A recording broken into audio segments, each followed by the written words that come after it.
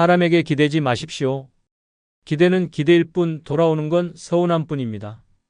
나를 챙겨줄 줄 알았던 자식, 웃으며 함께하자던 친구 모두 삶에 치여 떠났습니다.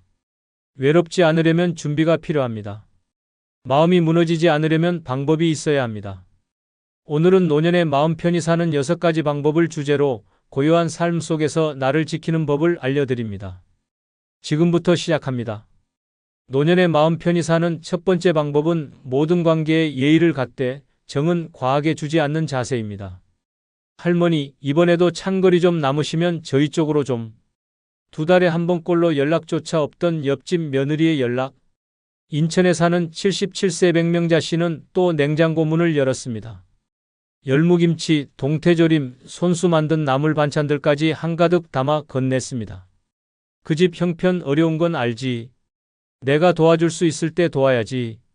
그렇게 수년 동안 김장도 나눠주고 쌀도 쪼개 나누며 지냈습니다.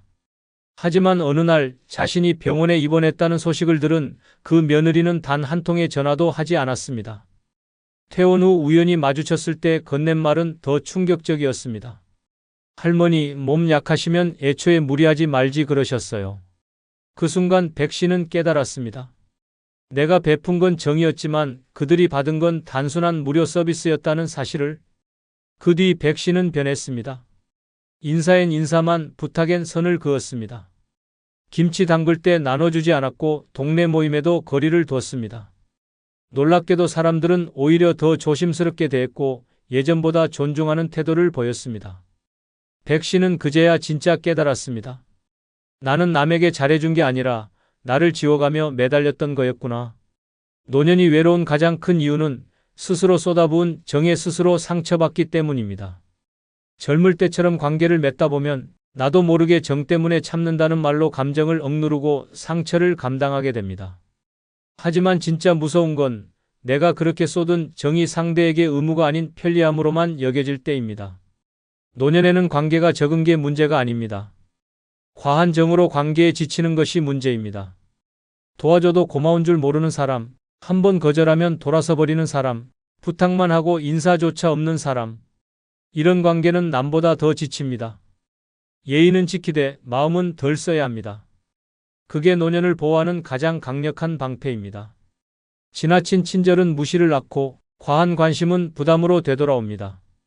적당한 선, 적당한 거리, 그 안에서 관계는 오래가고 상처는 줄어듭니다. 사람을 대할 때 가장 중요한 건 나를 잃지 않는 거리입니다. 무조건 베푸는 것도 무조건 끊는 것도 답이 아닙니다. 내 감정이 상하지 않을 만큼만, 내 삶을 해치지 않을 만큼만 그 선을 지킬 줄 아는 지혜가 필요합니다. 누군가에게 서운했다면 그건 내가 너무 줬기 때문입니다. 받을 기대 없이 주는 건 사랑이지만 대가를 바라지 않으면서도 나를 해치지 않아야 진짜 지혜입니다. 모든 관계는 예의만으로 충분합니다. 정은 나를 믿는 사람에게만, 마음을 알아주는 사람에게만 조금씩 내줘도 늦지 않습니다. 이제는 관계에 지치지 말아야 할 시간입니다. 관계는 삶의 양념이지 주식이 아닙니다. 그 한 끼가 내 감정을 무너뜨리게 둬선 안 됩니다. 노년은 잘 맺는 것보다 잘 끊는 것, 잘 덜어내는 것이 훨씬 중요합니다. 그게 가능한 사람만이 정에 속지 않고 예의는 지키며 끝까지 고요하고 단단한 삶을 살아갈 수 있습니다. 두 번째 방법은 손해봤다 생각하면 괴롭지만 배웠다 생각하면 평화롭습니다. 노년의 마음 편히 사는 6번째 방법은 손해봤다 생각하면 끝, 배웠다 생각하면 평화입니다. 그때 그 사람한테 속지만 않았어도 내 노후는 달라졌을 겁니다. 부산 해운대에 사는 74세 남경자 씨는 아직도 밤에 눈만 감으면 그 얼굴이 떠오릅니다. 20년 지기 친구였던 이웃과 조그만 반찬 가게를 공동 운영하기로 했습니다. 자금 대부분은 남 씨가 됐고 가게 이름도 그 친구 이름으로 내줬습니다. 그 친구는 경영을 잘하니까 나는 믿었죠. 하지만 몇 달 뒤 친구는 돈을 들고 사라졌습니다. 정리도 없이 가게 문은 닫혔고 남은 건 남 씨의 통장에 찍힌 수백만 원의 마이너스였습니다.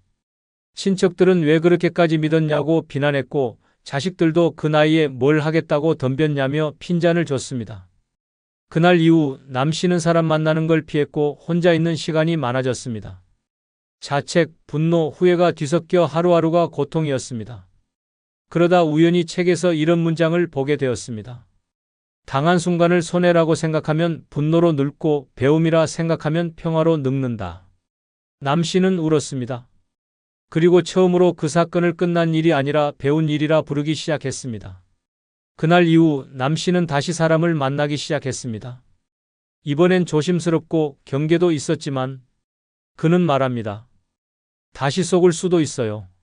하지만 이제는 예전처럼 무너지진 않을 겁니다. 배웠으니까요. 노년의 가장 위험한 독은 손해 감정에 빠지는 것입니다. 평생 희생했는데 자식은 외면하고, 돈을 줬는데 돌아오는 건 원망이고, 정을 줬는데 되돌아온 건 무관심일 때, 사람은 자신이 모든 걸 잃었다고 느낍니다. 그 순간부터 인생은 복구되지 않습니다. 왜냐하면 그 감정은 끝도 없이 자신을 괴롭히기 때문입니다. 내가 뭘 잘못했나? 왜 그때 그 말을 했을까? 왜 믿었을까? 그런 회화는 잠도 사람도 삶의 의미도 앗아갑니다. 하지만 시선을 바꾸면 그 상처는 더 이상 독이 아닙니다. 손해본 게 아니라 배운 것이라면 그 경험은 당신을 더 단단하게 만듭니다. 사람을 너무 믿지 말 것, 돈을 빌려줄 땐 받을 생각 말 것, 기대는 기대일 뿐이라는 것, 그걸 배웠다면 당신은 절대 실패한 게 아닙니다. 노년엔 이미 다시 시작하기 어렵습니다. 그래서 실수 하나, 상처 하나가 크게 남습니다. 하지만 그 기억을 어떻게 정리하느냐에 따라 남은 인생이 복수의 시간이 될 수도 평화의 시간이 될 수도 있습니다. 손해봤다 여기는 순간 당신의 가슴은 복수와 한으로 가득 차고 그 분노는 결국 당신만을 갉아먹습니다. 반면 배웠다 여기면 그 기억은 당신을 지켜주는 지혜로 바뀝니다. 당한 것도 속은 것도 버림받은 것도 그 사람 인생의 문제입니다.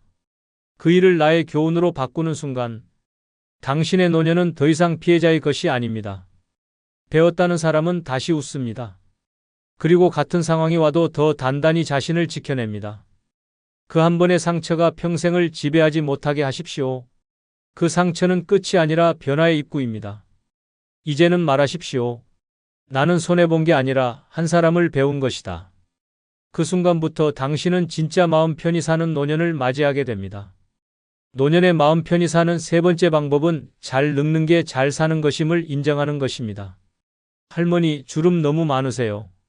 저라면 창피해서 밖에 못 나갈 것 같아요. 초등학생 손주의 말 한마디에 73세 이복순 씨는 가슴이 철렁했습니다. 웃으며 넘기려 했지만 그날 밤 거울 앞에서 얼굴을 오래 들여다보았습니다. 눈가와 입가, 목선까지 깊게 파인 주름이 마치 자신이 늙었다는 선고문처럼 느껴졌습니다. 언제 이렇게 늙었지? 손떨림도 잦아졌고 계단을 오르다 숨이 차는 것도 부쩍 많아졌습니다. 그런 자신이 싫어졌고 외출이 두려워졌습니다. 예전에는 늘 화장하고 단정한 옷을 입고 외출하던 그였지만 이제는 편의점 하나 다녀오는 것도 머뭇거리게 되었습니다. 그러던 어느 날 친구의 갑작스러운 죽음을 계기로 생각이 바뀌기 시작했습니다. 그 친구는 예뻤고 젊게 살았지만 결국 남은 건 병원 침대 위 얼굴뿐이었다. 이 씨는 거울을 다시 보며 중얼거렸습니다. 주름이 문제인 게 아니라 내가 그걸 창피해하는 게 문제였구나. 그날 이후 그는 염색을 멈추고 흰머리를 자연스럽게 정리했습니다. 진한 화장도 지우고 편한 옷을 입고 시장에 나갔습니다. 놀랍게도 사람들은 외모를 흉보지 않았고 오히려 할머니 분위기 참 좋다고 말했습니다. 이 씨는 그제야 깨달았습니다. 잘 늙는 것이야말로 가장 아름답고 멋진 인생이라는 진실을 많은 이들이 늙음을 수치로 받아들이고 감춰야 할 흠으로 여깁니다. 그래서 주름을 펴고 머리를 검게 물들이고 젊음을 흉내내며 살아갑니다. 그러나 그 끝에는 허무함만 남습니다. 왜냐하면 늙음을 부정하면 할수록 자신의 인생 전체를 부정하게 되기 때문입니다. 잘 늙는다는 건 멋진 외모를 유지하는 게 아닙니다. 그건 있는 그대로의 나를 인정하고 거기서 만족을 찾는 것입니다. 흰머리는 살아온 날의 훈장이고 주름은 버텨낸 시간의 지도입니다. 그걸 감추는 건 내가 나에게 수고했다고 말하지 못하는 것과 같습니다. 노년에 젊어 보인다는 말은 칭찬이 아닙니다. 그건 늙음을 잘 숨기고 있다는 의미일 뿐입니다. 반대로 당신 참 편안해 보인다. 그 나이에 멋있어요 라는 말은 그 사람이 늙음을 당당히 품고 살아간다는 증거입니다. 늙음은 실패가 아닙니다. 오히려 살아남은 자의 증거이고 지금까지 무너지지 않고 버텨온 생존의 결과입니다. 잘 늙는 사람은 그 자체로 주변에 평온을 줍니다. 화려하지 않아도 빠르지 않아도 단단한 삶의 무게가 느껴지는 사람. 그게 바로 나이 든 사람의 품격입니다. 당신이 더 이상 젊지 않다는 이유로 불행한 것이 아닙니다. 문제는 그 늙음을 부끄러워하는 마음입니다. 마음 편히 살고 싶다면 먼저 거울 속 늙은 나를 향해 이렇게 말해보아야 합니다. 고생 많았다. 지금 모습도 참 괜찮다. 그 말 한마디로부터 인생의 후반부는 달라집니다. 주름을 원망하지 않고 흰머리를 감추지 않고 느려진 걸음을 탓하지 않는 사람이 가장 평온한 노년을 살아갑니다. 잘 늙는 걸 두려워하지 마십시오. 잘 늙는 건 세상 끝까지 내가 나로 살아내는 유일한 방법입니다. 그 삶이야말로 누가 봐도 잘 살아온 인생입니다. 네 번째 방법은 자식 일은 자식 몫으로 넘기는 용기입니다. 엄마가 좀 나서서 도와주면 안 돼요? 결혼한 지 5년 된 딸이 손주 육아에 지쳐 전화해 왔을 때 74세 정화자 씨는 입술을 깨물었습니다. 평생 자식 위해 희생해온 그였기에 거절하는 일이 죄처럼 느껴졌습니다. 아침 저녁으로 전을 부치고 김치를 담가 보내고 병원 데려다주고 돌잔치 준비까지 도맡아온 세월. 그런데 돌아오는 건 감사가 아니라 요구였습니다. 왜 이제 와서 빠지려고 해요? 결국 정 씨는 무릎에 물이 차 병원 신세를 지게 되었고 치료받는 병상에서도 딸은 불쑥 묻습니다. 퇴원하면 바로 애 좀 맡아줄 수 있어요? 그 순간 정 씨는 깨달았습니다. 나는 자식 인생을 책임질 나이가 이미 지났다. 그런데도 스스로 내려놓지 못한 것이다. 퇴원 후 정 씨는 처음으로 딸에게 단호히 말했습니다. 너도 내 아이 엄마고 너의 인생은 내 몫이야. 엄마는 이제 내 삶을 살아야 해. 딸은 서운해했고 연락은 줄었지만 정 씨는 매일이 가벼워졌습니다. 동네 복지관에서 글쓰기 수업을 듣고 공원 산책을 즐기고 혼자 영화를 보기 시작했습니다. 비로소 엄마라는 역할이 아니라 정화자라는 사람으로 살아가기 시작한 순간이었습니다. 노년에 마음 편히 사는 방법은 자식 일은 자식 몫으로 넘기는 용기입니다. 대부분의 부모는 끝까지 자식 일을 끌어안고 삽니다. 얘가 힘들어하니까 내가 아니면 누가 도와주겠어. 하지만 그 도움은 어느 순간 책임이 되고 그 책임은 점점 노인의 시간과 에너지를 침식시키는 족쇄가 됩니다. 자식은 스스로의 선택으로 가정을 꾸리고 아이를 낳고 삶을 꾸려갑니다. 그 선택의 결과를 부모가 대신 떠안는 건 사랑이 아니라 착각이고 결국은 서로를 병들게 하는 독입니다. 엄마가 없으면 우린 못 살아라는 말에 마음이 흔들리는 순간 당신은 또다시 남의 인생을 대신 살아주는 삶으로 되돌아갑니다. 그러나 그 대가는 혹독합니다. 당신의 건강은 무너지고 관계는 왜곡되며 결국 자식도 부모도 지치고 멀어지게 됩니다. 자식의 문제를 자식에게 맡기는 건 차가운 무관심이 아니라 따뜻한 독립의 시작입니다. 자식에게는 스스로 문제를 해결할 힘이 있습니다. 그 기회를 빼앗는 건 결국 자식의 인생을 가로막는 일입니다. 당신은 이미 충분히 해줬습니다. 이제는 자식의 몫을 내려놓고 당신의 몫을 살아야 할 시간입니다. 부모의 자리는 뒷좌석입니다. 운전대는 자식이 잡아야 하며 당신은 이제 창밖 풍경을 여유롭게 바라볼 시간입니다. 도와주고 싶을 때마다 자신에게 물어보십시오. 이건 진짜 사랑인가 아니면 죄책감인가? 사랑은 때론 거절하는 용기에서 시작됩니다. 자식이 넘어질까봐 겁이 나도 그건 그들의 몫입니다. 그들이 일어나게 하려면 당신은 옆에서 기다리는 사람이어야 합니다. 노년에 편안해지고 싶다면 먼저 자식 인생에서 한 발 물러나야 합니다. 그리고 당신 자신에게 다가가야 합니다. 그게 진짜 부모이고 그게 바로 진짜 나를 회복하는 길입니다. 노년에 마음 편히 사는 5번째 방법은 다툼보다 침묵이 낫다고 여기는 지혜입니다. 저 며느리가 저러는 건 다 시어머니 탓이에요. 경기도 광명에 사는 75세 유춘자 씨는 자신이 친정까지 퍼준 아들네에게 이 말을 듣고 피가 거꾸로 솟는 걸 느꼈습니다. 며느리는 명절마다 늦게 오거나 안 오고 손주 얼굴도 보여주지 않으며 평소에도 인사 한마디 없이 지나갔습니다. 자식 뒷바라지를 다 해준 것도 억울한데 이제는 싸늘한 대접까지 받아야 하는 현실에 참을 수 없는 분노가 치밀었습니다. 어느 날 아들과 며느리를 앉혀놓고 한마디 하려고 마음을 굳게 먹었습니다. 너희 정말 너무한다. 이게 사람이 할 짓이냐? 그 말이 입 밖으로 나오기 직전 남편의 유골함을 바라봤습니다. 생전에 성격이 불같던 남편은 갈등을 참지 못하고 자식들과 몇 년간 소식이 끊긴 채 세상을 떠났습니다. 유골함 앞에 앉아 홀로 속삭이던 유 씨는 그때의 공허함을 다시 떠올렸습니다. 그리고 결심했습니다. 말하지 않기로, 따지지 않기로. 그날 이후 유 씨는 더는 다그치지도 기대하지도 않았습니다. 아들네가 와도 웃으며 맞았고 며느리의 무뚝뚝한 말투에도 미소로 받아쳤습니다. 자존심은 상했지만 대신 마음이 무너지지 않았습니다. 그리고 놀라운 변화가 시작됐습니다. 몇 달 뒤 며느리는 처음으로 손수 만든 반찬을 들고 왔고 손주는 할머니 무릎을 베고 잠이 들었습니다. 유 씨는 속으로 중얼거렸습니다. 맞서지 않아도 마음은 전해진다. 노년의 마음 편히 사는 삶은 이기는 삶이 아닙니다. 덜 상처받는 삶, 덜 부딪히는 삶, 그게 진짜 평온한 노년입니다. 다툼은 순간의 통쾌함을 줄지 모르지만 그 뒤에는 후회와 관계의 균열이 따라옵니다. 특히 가족과의 갈등은 노년에게 치명적입니다. 고립감을 심화시키고 자존감을 무너뜨리며 결국 삶의 의욕까지 앗아갑니다. 많은 노인이 내가 맞는 말 했을 뿐이라고 말합니다. 하지만 그 맞는 말이 결국 사람을 잃게 만들었다면 그건 지혜가 아니라 고집입니다. 침묵은 비겁함이 아닙니다. 그건 삶을 지켜내는 무기입니다. 말을 삼키는 대신 평화를 선택하는 사람만이 노년의 고요함을 오래 유지할 수 있습니다. 자식 문제, 며느리와의 갈등, 친구와의 오해. 그 모든 말하고 싶은 순간마다 이 말을 해서 내가 나아지는가 아니면 더 고립되는가를 먼저 물어야 합니다. 삶의 끝자락에서 가장 지혜로운 사람은 말로 이기는 사람이 아니라 말을 아끼고 마음을 지키는 사람입니다. 노년의 마음이 무너지는 가장 흔한 이유는 말하지 말았어야 할 말을 한 뒤부터입니다. 한순간의 감정 폭발이 수십 년의 관계를 무너뜨리는 건 순식간입니다.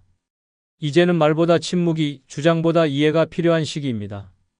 내가 옳다는 사실보다 지금의 평화가 더 중요하다는 걸 아는 사람만이 노년을 품격 있게 살아갈 수 있습니다. 노년에 외롭지 않고 상처받지 않기 위해 필요한 건 많은 사람도 돈도 아닙니다. 바로 그 한마디를 참을 줄 아는 지혜입니다. 그 침묵이 당신의 노년을 지켜줄 가장 강력한 방패입니다. 6번째 방법은 매사에 정답을 찾지 않아도 되는 생각입니다.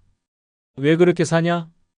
동네 모임에서 나온 한마디에 72세 김연자 씨는 그날 밤 이불을 뒤집어 쓰고 펑펑 울었습니다. 남편과 사별하고 혼자 조용히 지내는 그녀를 두고 누군가는 취미라도 가져야지, 노인대학도 다니고 그래야지, 손주라도 돌봐야 의미 있는 인생이지라며 끝없는 조언을 쏟아냈습니다. 김 씨는 아무 말도 하지 못했습니다. 그저 혼자 책 읽고 뜨개질하고 가끔 음악 듣는 게 좋았을 뿐입니다. 하지만 그날 이후 그녀는 자신이 잘못 살아가는 건 아닐까 고민에 빠졌습니다. 내가 틀렸나? 너무 조용히 사는 게 문제인가? 며칠을 앓다 결국 주민센터에 프로그램을 신청했지만 적응하지 못하고 중도 포기했습니다. 그리고 어느 날 같은 아파트 이웃이 말했습니다. 난 언니처럼 살고 싶어. 평화로워 보여서. 그 말에 김 씨는 처음으로 울지 않았습니다. 비로소 깨달았습니다. 지금 이 삶도 틀린 게 아니라 그냥 내 삶이었단 걸. 노년의 마음을 무너뜨리는 건 외로움보다 나는 왜 이러지?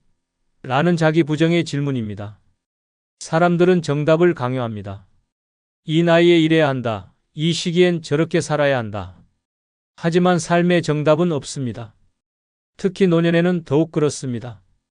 누군가는 손주를 돌보며 활기를 찾고 누군가는 고요한 방에서 책 한 권의 위안을 얻습니다. 누군가는 여행을 다니며 시간을 보내고 누군가는 집 앞 텃밭을 가꾸며 하루를 채웁니다. 어느 쪽이 더 맞고 틀리고는 없습니다. 노년에 자꾸만 스스로를 비교하고 정해진 기준에 자신을 끼워 맞추려 하면 그 순간부터 인생은 무거워집니다. 나는 왜 자식이랑 안 친할까? 왜 나는 재산도 없고 손주도 안 찾아올까? 왜 남들처럼 바쁘게 안 사는 걸까? 이런 질문은 스스로를 파괴하는 고문입니다. 정답을 찾으려 하지 말고 그냥 오늘 내가 마음 편한 길을 선택했다면 그게 정답입니다. 남이 뭐라 하든 사회가 뭐라 하든 내가 웃고 내가 안심되고 내가 쉬는 방식이면 됩니다. 남의 기대에 맞추려 살다 보면 결국 나는 사라지고 남이 만든 틀 안에서 숨만 쉬는 노년이 됩니다. 그 틀은 의미라는 이름으로 포장돼 있지만 실은 자기 존재를 부정하는 올가미입니다. 이 나이에 자식이랑 자주 만나야 한다는 것도, 매일 외출하고 사람을 만나야 한다는 것도, 심지어 나이답게 살아야 한다는 말조차도 전부 남의 시선에서 비롯된 강박입니다. 노년은 정답을 버리는 시간입니다. 그때서야 진짜 내 인생이 시작됩니다.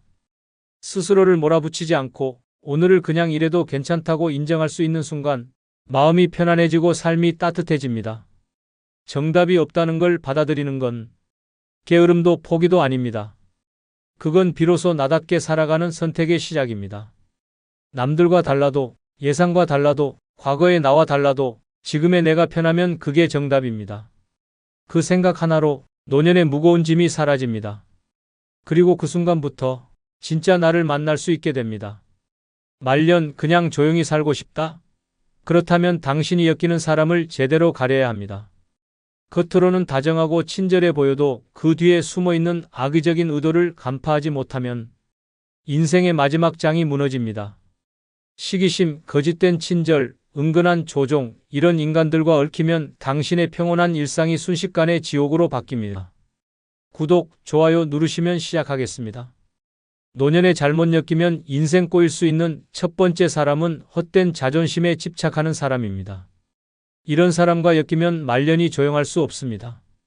어떤 상황에서도 자신이 틀렸다는 말을 절대 하지 않으며 사소한 의견 충돌에도 분노를 표출합니다. 내가 누군데 나이를 어디로 보고 말하는 거야 라는 말이 입버릇처럼 붙어 다니고 자신의 체면 하나를 위해 주변 사람들의 기분과 상황은 전혀 고려하지 않습니다. 결국 그 한 사람 때문에 모임은 깨지고 가족 간의 대화도 멀어지며 평생의 친구마저 등을 돌리게 됩니다. 이런 자존심은 진짜 자존이 아닌 허세와 고집의 집합체입니다. 도움을 받는 것도 자존심이 상한다고 거절하고 본인이 실수해도 절대 인정하지 않습니다.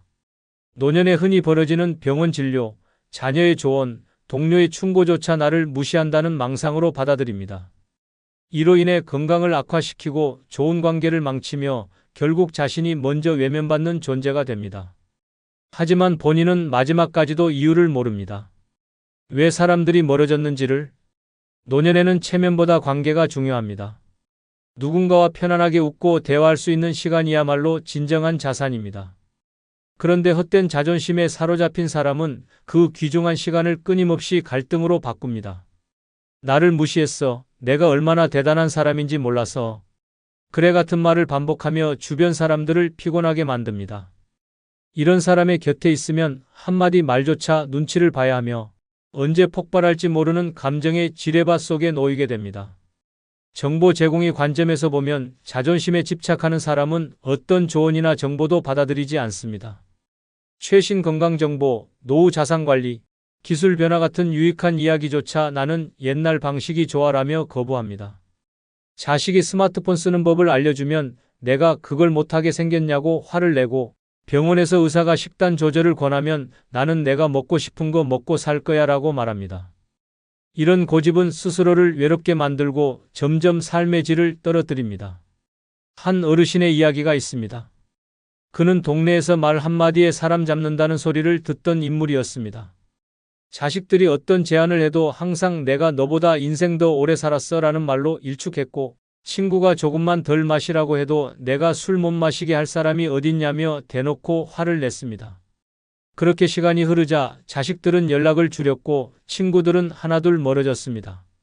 하지만 그는 여전히 자신이 중심이라 믿었습니다. 그러던 어느 날 복지관에서 열리는 프로그램에 초대받았습니다. 처음엔 거들떠도 보지 않았지만 고립된 생활이 지겨워졌는지 슬쩍 나가보기로 했습니다. 그런데 강의 중에 강사가 고집부리면 관계는 멀어지고 사람은 떠나다라는 말을 하자 사람들이 모두 자신을 바라보는 것처럼 느껴졌습니다. 그날 이후 그는 조금씩 변하기 시작했습니다. 자식의 말에 고개를 끄덕이기 시작했고 친구들에게 요즘은 내 말이 맞는 것 같더라고 웃으며 말하기도 했습니다. 그 변화는 기적과 같았습니다. 연락이 끊겼던 딸이 다시 찾아왔고 함께 산책하던 이웃이 커피 한 잔을 건네며 말했다고 합니다. 이제야 사람 같아요. 그 말에 그는 웃으며 대답했습니다. 그동안 내가 너무 지랄했지. 그 유쾌한 인정 하나가 말년의 분위기를 완전히 바꿔놓았습니다. 두 번째는 나이로 위세를 부리려는 사람입니다. 이런 사람과 말년에 엮이면 하루하루가 피곤함의 연속입니다. 이들은 자신보다 어린 사람은 모두 하대할 수 있는 존재라 착각하며 살아갑니다. 내가 너보다 몇 살 위인데 요즘 것들은 버릇이 없어라는 말로 대화를 시작하고 무슨 말이든 자기 식으로 끝내야만 직성이 풀립니다.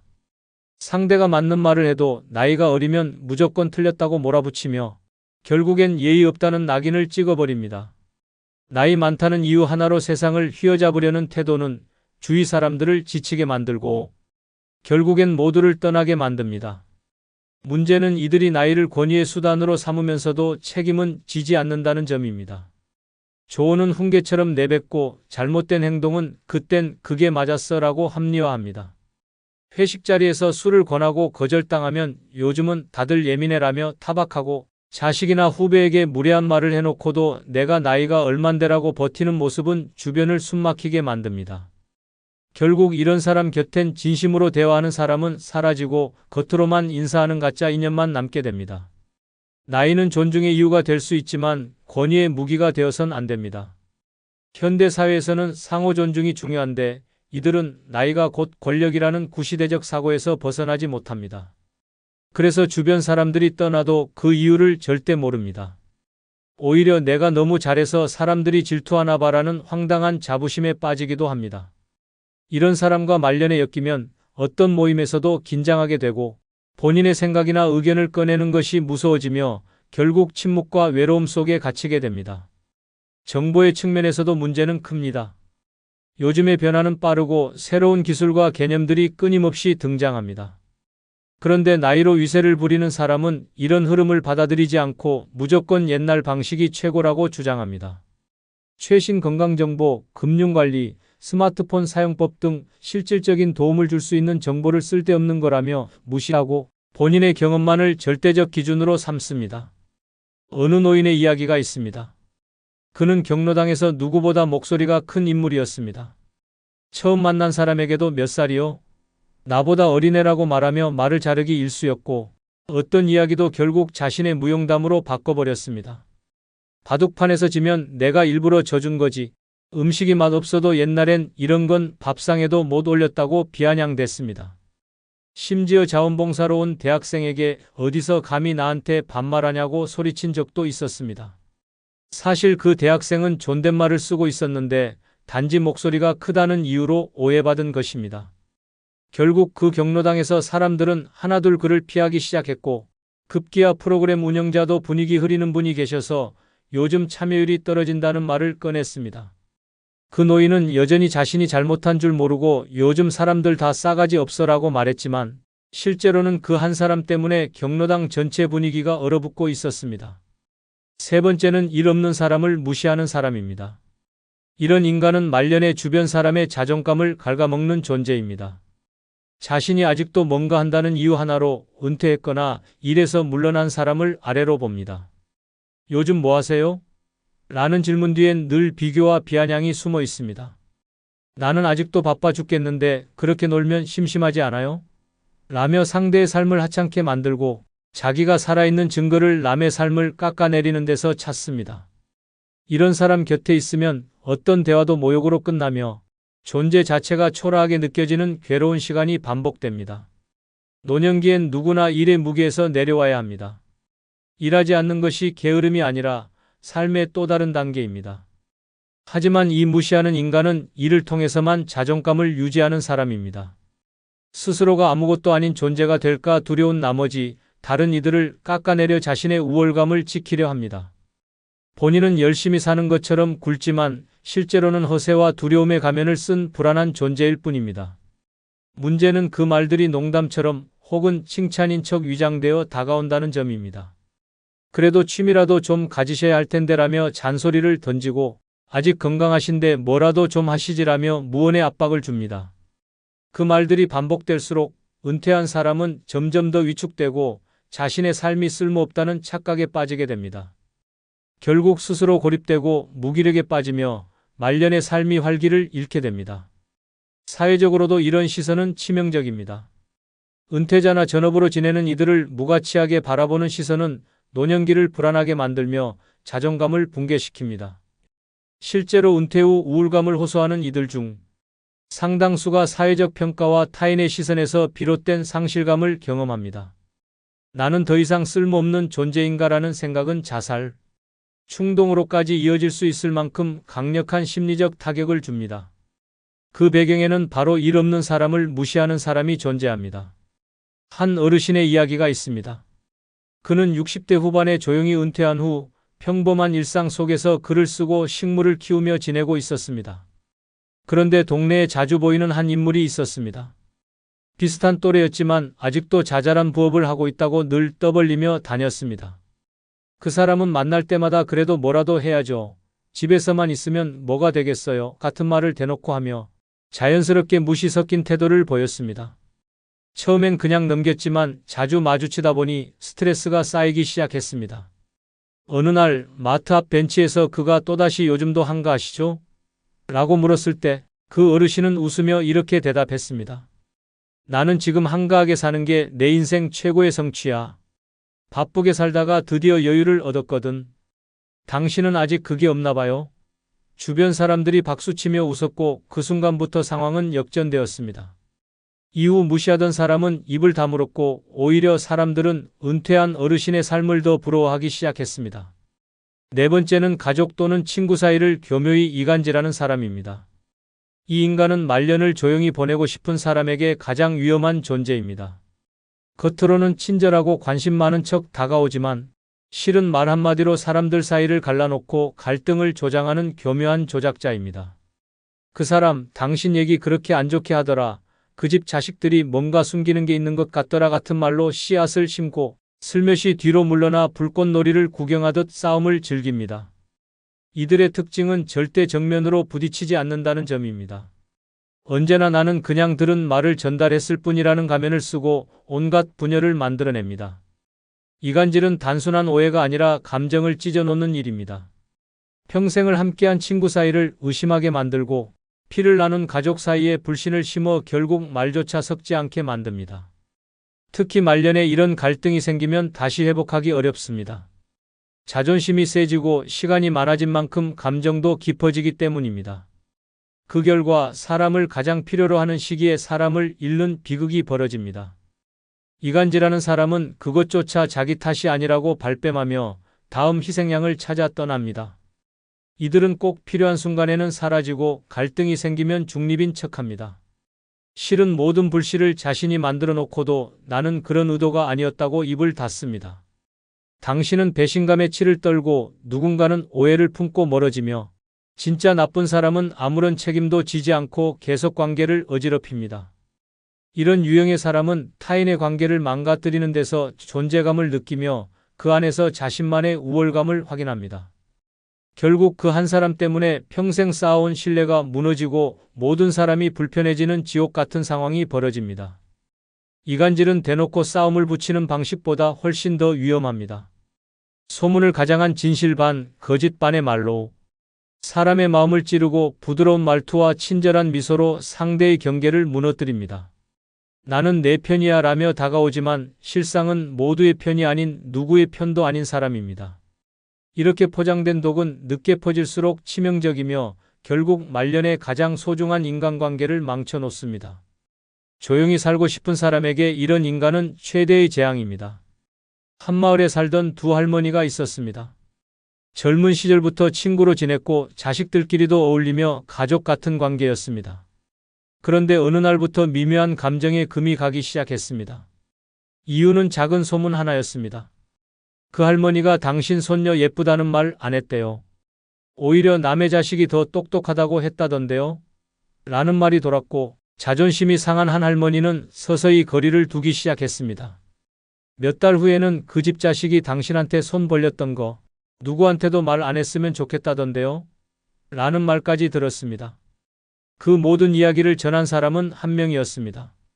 마을에서 가장 말이 많고 어디에나 끼어드는 인물이었습니다. 문제는 모든 말에 나는 그냥 걱정돼서라는 멘트를 붙이는 습관이 있었고 아무도 그것을 의심하지 않았습니다. 결국 두 할머니는 40년의 우정을 끊었고 마을에서는 세상에 믿을 사람 없다는 말이 돌기 시작했습니다. 그러나 나중에 진실이 밝혀졌습니다. 마을 사람들이 모인 자리에 그 말 많은 인물이 또다시 누구의 얘기를 전하다가 실수를 해버린 것입니다. 결국 모두가 퍼즐을 맞췄고 이간질의 실체가 드러났습니다. 하지만 이미 무너진 관계는 되돌리기 어려웠습니다. 그 후로 마을 사람들은 말 많은 사람보다 무서운 건 친한 척 다 퍼뜨리는 사람이다라는 말을 하게 되었습니다. 사람 사이를 찢는 건 칼이 아니라 말이며 가장 큰 상처는 오해가 아닌 교묘한 고의입니다. 다섯 번째는 겉과 속이 다른 사람입니다. 이런 사람과 엮이면 말년은 연극 무대보다 더 피곤해집니다. 눈앞에선 언니 너무 좋아요. 라고 웃으며 손을 잡고 돌아서면 그 사람 진짜 왜 저래? 라며 혀를 차는 이중인격의 소유자입니다. 이들은 말 그대로 인간 위장술의 달인입니다. 겉으로는 친절하고 다정하며 늘 도와주는 척합니다. 하지만 속은 시커멓게 타들어가 있고 본심은 칼보다 더 날카롭습니다. 겉과 속이 다르다는 건 단순히 솔직하지 않은 수준이 아닙니다. 관계를 조종하고 감정을 기만하며 사람을 철저히 이용하는 전략입니다. 이런 사람의 가장 무서운 점은 그들이 진짜 진심처럼 행동한다는 데 있습니다. 상대방이 그 친절을 믿고 마음을 열면 어느 순간 뒤통수를 맞습니다. 칭찬은 비난의 서막이고 도움은 은근한 통제의 도구입니다. 나는 널 걱정해서 그러는 거야 라는 말로 접근하지만 그 속엔 시기, 질투, 경쟁심이 잔뜩 담겨 있습니다. 당신이 성공하면 입꼬리가 실룩이고 당신이 어려움을 겪으면 눈빛에 이상한 기쁨이 숨어 있습니다. 결국 곁에 두는 순간 당신의 감정은 조종당하고 일상이 피로로 가득 찹니다. 이들은 관계 속에서 늘 중심이 되려 합니다. 누구와도 친한 척하고 모두에게 잘 보이려 애쓰지만 그 목적은 단 하나입니다. 정보를 쥐고 흔들고 싶다는 욕망입니다. 친한 척 다가와 사소한 이야기까지 캐내고 그걸 다른 사람에게 옮기며 자신의 존재감을 유지합니다. 그러나 어느 누구와도 진정한 신뢰를 쌓지 못하며 시간이 지나면 결국 모든 관계가 허물어집니다. 겉과 속이 다르다는 것은 거짓말보다 무서운 배신입니다. 당신의 말, 당신의 감정, 당신의 신뢰가 조용히 소비되고 있다는 사실을 모르는 사이 이미 큰 상처가 남아 있습니다. 정보 제공의 관점에서도 이들은 위험합니다. 당신이 알려준 정보, 고백한 고민, 나눈 대화가 본인의 이득을 위해 사용됩니다. 아무한테도 말 안 했는데라는 말은 이미 거짓입니다. 누군가에게는 당신의 이야기가 가십거리로, 흥밋거리로 전해지고 있고 당신의 이미지는 그들의 입에 의해 왜곡되고 있습니다. 이런 사람을 곁에 두면 결국 자신도 신뢰받지 못하게 되고 말년의 인간관계는 불신과 경계로 얼어붙게 됩니다. 한마을에 다정하기로 유명한 아주머니가 있었습니다.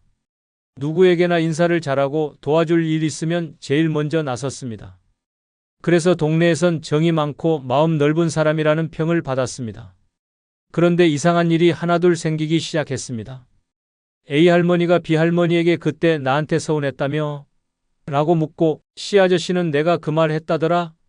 며 어이없어 했습니다. 전혀 연결되지 않았던 사람들 사이에 오해가 생기고 싸움이 벌어졌습니다. 그 모든 소문의 진원지가 바로 그 다정했던 아주머니였다는 사실이 드러난 건 어느 여름날이었습니다. 평소 조용했던 D 할아버지가 회관에서 회의 중에 말했습니다. 내가 지난번에 그분한테만 말한 얘기였는데 어떻게 다 퍼졌는지 모르겠네요. 그 순간 다정한 척했던 그녀의 얼굴이 굳었고 동네 사람들 모두가 눈치를 챘습니다. 그리고 퍼즐처럼 이어지던 이상한 소문들이 한 방향으로 향했습니다. 그 후로 그녀는 더 이상 웃으며 인사해도 아무도 대답하지 않았습니다. 친절은 남았지만 신뢰는 사라졌고 말년의 관계는 무너졌습니다. 그 누구보다 다정했던 사람이 그 누구보다 외로운 사람이 되어버린 것입니다. 겉과 속이 다른 사람은 결국 그 양면성 때문에 모든 것을 잃습니다. 말년의 인간관계는 단순한 친절보다 믿을 수 있는 진심이 중요합니다. 여섯 번째는 시기심에 눈이 먼 사람입니다. 이 사람과 말년에 엮이면 평온했던 삶은 순간적으로 지옥으로 변합니다. 겉으로는 친근하고 친절한 척하지만 그들의 눈빛 속에는 불타는 시기심이 숨어 있습니다. 아무리 좋은 일이 생겨도 그들은 당신의 성취를 축하한다는 말 대신 저 사람은 정말 잘 나가네라며 뒤에서 낮은 목소리로 중얼거립니다. 당신이 성공할 때마다 그들은 마치 불편한 침묵을 흘리며 웃는 얼굴 뒤에서 속으로 악담을 퍼붓고 있습니다. 이런 사람의 시기심은 단순히 개인적인 감정을 넘어선 치명적인 사회적 공격으로 번질 수 있습니다. 이들은 절대 자신의 시기심을 인정하지 않습니다. 오히려 나는 그 사람이 잘 되기를 바란다면서 무슨 일이든 그 사람에게 하극상을 일으키려 하거나 은근히 그 사람의 성취를 깎아내리려 합니다. 이게 끝이 아닙니다. 그들의 시기심은 의도적이고 교묘하게 관계를 파괴합니다. 처음에는 아무렇지 않게 그 사람은 이런 걸 잘하는 것 같아라는 말로 시작하지만 점점 그 사람이 더 이상 잘 보이지 않도록 노력합니다. 무심코 흘린 한마디가 고의로 던진 불씨가 되어 당신의 신뢰를 조금씩 갉아먹고 점점 더 큰 갈등으로 번지게 만듭니다. 시기심에 눈이 먼 사람은 무의식적으로 당신의 기쁨과 성공을 자기만의 손실로 해석합니다. 그들은 내가 좋은 자리를 차지하기 전에 먼저 그 자리를 차지하거나 내가 놓친 기회를 가로채려 합니다. 성공이 아니면 실패하길 바라는 마음으로 주위 사람들과의 관계에서 끊임없이 방해를 놓습니다. 한 할머니의 이야기를 소개합니다. 그녀는 평생을 일하며 자식들을 키웠고 어느 정도 안정된 삶을 살고 있었습니다. 그동안 가까운 친구가 있었지만 그 친구는 점차 할머니의 삶을 질투하게 되었습니다. 특히 할머니의 아들 중 한 명이 집을 새로 사는 바람에 갈등은 심화되었습니다. 그 친구는 마치 할머니가 자식들에게 더 많은 사랑을 주는 것처럼 느꼈고 나중에는 자꾸만 너희 아들만 그렇게 잘 되면 좋겠냐? 며 할머니를 자주 비판했습니다. 어느 날 할머니는 그 친구에게 왜 자꾸 나에게 그런 말을 하냐고 물었습니다. 그러자 친구는 당황하며 그게 아니야. 나는 그냥 내가 너무 자랑하는 것 같아서라고 대답했습니다. 그 순간 할머니는 깨달았습니다. 친구의 말 속에서 날카로운 시기심이 숨어 있다는 걸. 그 친구는 할머니의 자식들이 잘 되는 걸 보며 계속해서 자기가 못 얻은 것을 그들의 탓으로 돌리고 있었던 것입니다. 결국 할머니는 그 친구와의 관계를 정리할 결정을 내렸습니다. 그 친구와의 관계를 끊은 후 할머니는 평온한 마음으로 남은 일상을 보내게 되었습니다. 그녀는 더 이상 시기심에 눈이 먼 사람을 가까이 두지 않았습니다. 끝으로 여러분께 한 가지 부탁이 있습니다.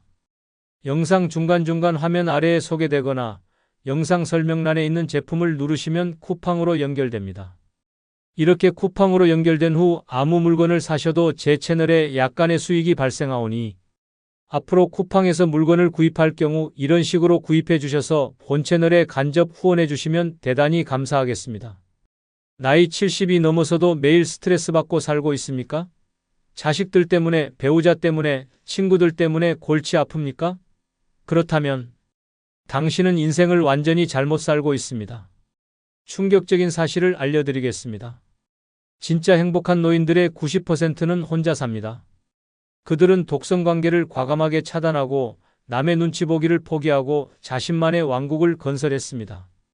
반면 불행한 노인들은 여전히 착한 사람이 되려고 애씁니다. 자식들에게 이용당하면서도 가족이 우선이라고 합니다.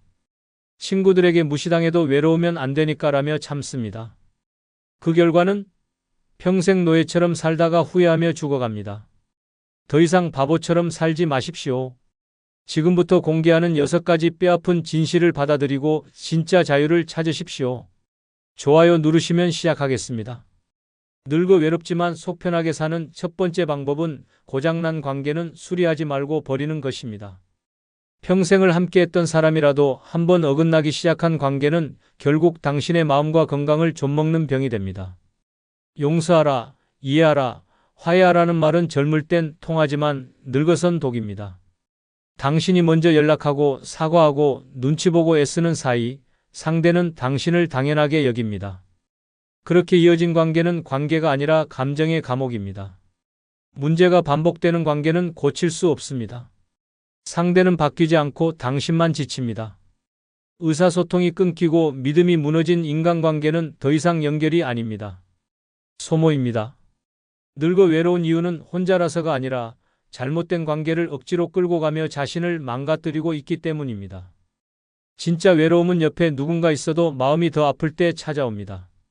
그래서 늙어서 가장 먼저 해야 할 일은 관계 정리입니다. 정신건강의학과 전문의들은 말합니다. 반복적인 감정 스트레스를 주는 인간관계는 노년 우울증의 주요 원인이며 만성 스트레스를 받은 고령자는 뇌 속의 세로토닌 분비가 급격히 줄어들어 인지력 저하와 수면 장애까지 이어질 수 있다고 밝혔습니다. 관계 하나에 얽매여 잠을 못 자고 하루 종일 감정에 휘둘리는 삶은 분명 병입니다. 그리고 그 병은 나이 들수록 치료가 어렵습니다. 충남 당진에 사는 김 씨는 대학 동창이자 평생 친구라 믿었던 이와 40년 가까이 연락을 이어왔습니다. 하지만 몇 년 전 사소한 말다툼을 계기로 관계가 틀어졌고 그 후로는 항상 김 씨 쪽에서 먼저 연락해야 했습니다. 생일에도 명절에도 안부 인사도 항상 자신이 먼저였고 답은 늘 건성으로 돌아왔습니다. 그래도 내가 먼저 해야지 하며 자존심을 접고 연락했지만 돌아오는 건 무관심과 피곤한 반응뿐이었습니다. 결국 김 씨는 스트레스로 인해 수면 장애와 두통에 시달렸고 병원을 찾은 결과는 심한 만성 스트레스와 우울 증상이었습니다. 의사는 말했습니다. 당신이 병든 게 아닙니다. 당신을 병들게 한 관계가 문제입니다. 그 말을 들은 김 씨는 처음으로 연락을 끊었습니다. 핸드폰에서 그 친구의 번호를 지우고 마음에서 그 이름을 지웠습니다. 처음엔 허전했습니다. 그러나 한 달이 지나자 불면증이 사라졌고 두통이 줄었습니다. 무엇보다 이상하게도 혼자 있는 시간이 오히려 편해졌다고 말했습니다. 그 친구가 아니라 그 친구와 얽힌 기억이 나를 병들게 했던 거죠. 이처럼 관계는 지키는 것보다 끊는 것이 더 어려울 수 있지만 고장난 관계는 남겨둘수록 당신을 파괴합니다. 이미 고장났다는 건 수리 불가 상태라는 뜻입니다. 오래되었다고 아깝다고 언젠가는 괜찮아질 거라고 버티는 순간 당신의 정신은 부서지고 있습니다. 사람을 정리하는 건 비정한 일이 아니라 생존을 위한 선택입니다. 늙어 외롭지 않기 위해 애쓰지 마십시오. 외롭더라도 속 편한 삶이 더 건강합니다. 당신의 시간을, 마음을, 감정을 괴롭히는 인간관계는 더 이상 인연이 아닙니다. 그것은 낡은 감정의 쓰레기입니다. 이제는 치울 시간입니다. 늙어 외롭지만 속 편하게 사는 두 번째 방법은 억울한 일도 그냥 놓아버릴 때가 필요하다는 것입니다. 살다 보면 도저히 참을 수 없는 억울함이 가슴에 비수처럼 꽂힙니다. 자식한테 무시당하고 친구에게 배신당하고 형제에게 소외당해도 그 감정을 어디에도 제대로 풀 수 없습니다. 억울함은 말할수록 더 아프고 되갚을수록 더 외롭습니다. 늙어서 가장 무서운 병은 억울함이 쌓여 만들어지는 분노와 한입니다. 그리고 그 감정은 당신의 마음만이 아니라 몸까지 병들게 만듭니다. 정신건강의학과 전문의들은 말합니다. 억울함과 분노가 지속되면 스트레스 호르몬인 코르티솔이 과도하게 분비되며 면역력이 떨어지고 심장질환, 위궤양, 우울증의 발병률이 높아진다고 경고합니다. 특히 노년기에 분노 감정이 계속되면 뇌연류가 불안정해져 기억력, 저하와 치매 초기 증상으로 연결될 수 있다는 연구도 있습니다. 억울함을 안고 사는 건 결국 마음의 독을 매일 조금씩 들이마시는 것과 같습니다. 그러나 우리는 왜 이렇게 억울함을 놓지 못할까요? 이유는 단 하나입니다. 내가 틀리지 않았다는 걸 누군가는 알아주길 바라기 때문입니다. 하지만 냉정하게 말하자면 당신이 아무리 옳아도 세상은 모릅니다. 아니, 알려고 하지도 않습니다. 결국 억울함이란 타인을 향한 메시지가 아니라 자기 자신을 향한 덫입니다. 그 덫에서 빠져나오는 유일한 방법은 포기입니다. 복수도 해명도 아닌 그냥 스스로 손을 놓는 것입니다. 경북 포항에 사는 정 씨는 공무원으로 30년을 근무하며 성실하게 살아왔습니다. 그러나 정년을 앞두고 부하 직원이 허위 보고를 했다는 이유로 부당 징계를 받았습니다. 억울했습니다. 수십 장의 소명서를 써서 제출했고 인사위에도 수차례 항변했지만 돌아오는 건 무관심뿐이었습니다. 그 후로 그는 매일 밤 억울한 감정에 잠을 설치고 술로 버티며 살았습니다. 하지만 시간이 지나도 누구 하나 그의 편을 들어주지 않았습니다.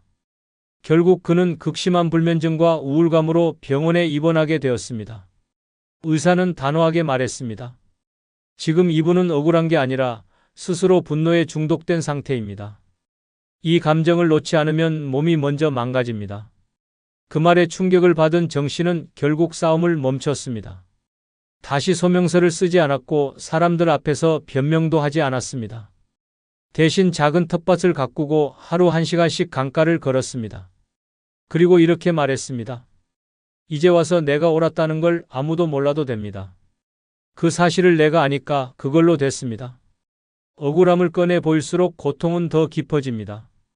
해명하려 애쓸수록 상처는 덧납니다. 늙어서 평온하려면 나만 아는 진실은 나만 간직하는 게 가장 현명합니다. 아무리 분하고 억울해도 그 감정을 품은 채 살아가는 게 더 해롭습니다. 당신의 건강, 당신의 마음을 지키고 싶다면 누가 잘못했는지를 따지기보다 그 감정 자체를 흘려보내는 훈련이 필요합니다. 늙어 외로운 건 감정이 쌓여서입니다.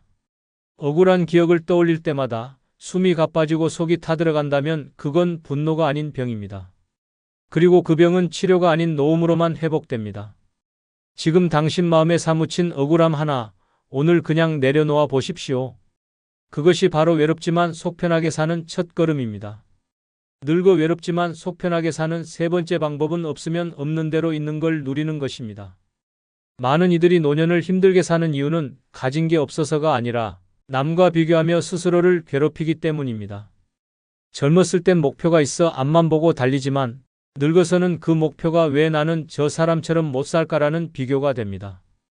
자식이 부족해 보이고 돈이 모자라 보이고 몸은 예전 같지 않고 그렇게 없는 것만 눈에 들어오면 인생은 순식간에 불행이라는 수렁으로 빠져듭니다.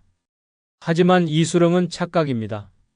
비교는 정신을 망가뜨리고 결핍감은 몸을 병들게 합니다. 스트레스를 받을 때마다 뇌는 코르티솔이라는 호르몬을 분비하는데 이것이 과도하게 쌓이면 면역력은 떨어지고 만성 피로와 우울감, 수면 장애로 이어질 수 있습니다. 실제로 감정적 결핍을 자주 느끼는 노인은 인지 기능 저하 속도가 빠르고 고독감으로 인해 외부 활동을 꺼리게 되면서 전반적인 건강 악화로 이어집니다. 없다고 해서 불행한 것이 아니라 있는 걸 못 누려서 불행한 것입니다. 10평짜리 방이어도 햇살 잘 들어오면 따뜻한 집이고 혼자 먹는 밥이어도 소화 잘 되면 감사한 한 끼입니다. 그러나 우리는 늘 더 넓은 집, 더 많은 돈, 더 자주 연락 오는 자식만을 바라보며 지금 가진 걸 외면합니다. 늙어 외로운 건 사람 때문이 아니라 스스로 만족하지 못하기 때문입니다. 없는 것을 탓할수록 마음은 좁아지고 건강은 무너집니다. 경남 창원에 사는 윤 씨는 남편과 사별한 뒤 월 90만 원의 기초연금으로 혼자 살고 있습니다. 처음엔 이 돈으로 어떻게 살아라며 불안과 원망에 시달렸고 동네 친구가 자식에게 용돈을 받는 걸 볼 때마다 자신이 초라해졌습니다. 그러나 하루는 마트 앞에서 한 아주머니의 대화를 우연히 들었습니다. 나는 한 달에 50만 원으로도 사는데 뭐 그렇게 많이 필요해? 그 말이 머릿속에서 떠나지 않았고 윤 씨는 작은 수첩을 꺼내 자신의 생활비를 하나씩 정리하기 시작했습니다. 며칠 뒤 놀라운 사실을 깨달았습니다. 나는 사실 불행한 게 아니었다. 그냥 남과 비교하느라 행복을 못 느끼고 있었던 거다. 이후 그는 새벽마다 공원 벤치에서 해를 보며 도시락을 먹었고 동네 시장에서 2,000원짜리 국화를 사와 책상 위에 올렸습니다. 그날 이후 내 삶이 조금도 바뀌지 않았는데 내 마음은 완전히 바뀌었다고 말합니다.